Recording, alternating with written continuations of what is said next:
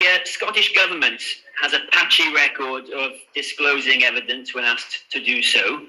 Can you guarantee to the bereaved families that you will disclose emails, WhatsApps, private emails, if you've been using them, whatever, that nothing will be off limits in this inquiry?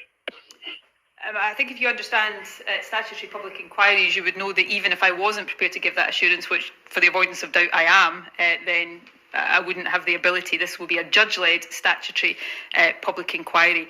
As the leader of a government over these past 18 months, and I mean this really strongly, I desperately want every appropriate lesson from what we've gone through to be learned, so that any future government, hopefully not for decades to come, but any future government that is in a similar situation has the benefit of that learning.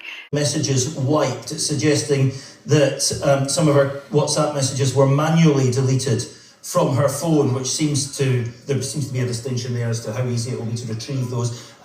We, again, can't stand that up. She's given us a statement this morning in response to this story, which neither confirms nor denies it. Do you know anything about this story?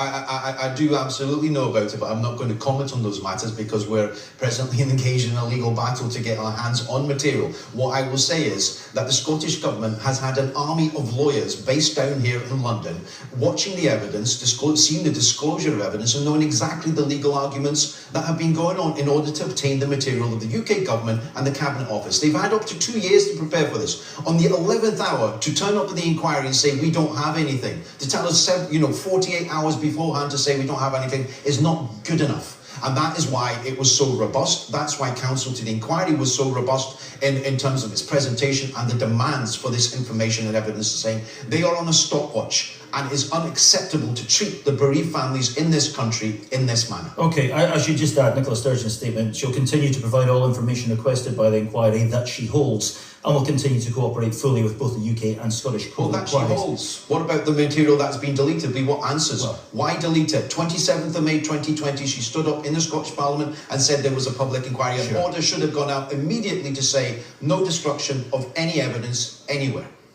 Are you engaged in legal action at the moment to try and get hold of those messages? The UK inquiry, we asked the UK inquiry on Thursday to impose a Section 21 order. A Section 21 order would mean that if there is not a reasonable excuse provided, then the sanctions would be a fine and or imprisonment up to 51 weeks.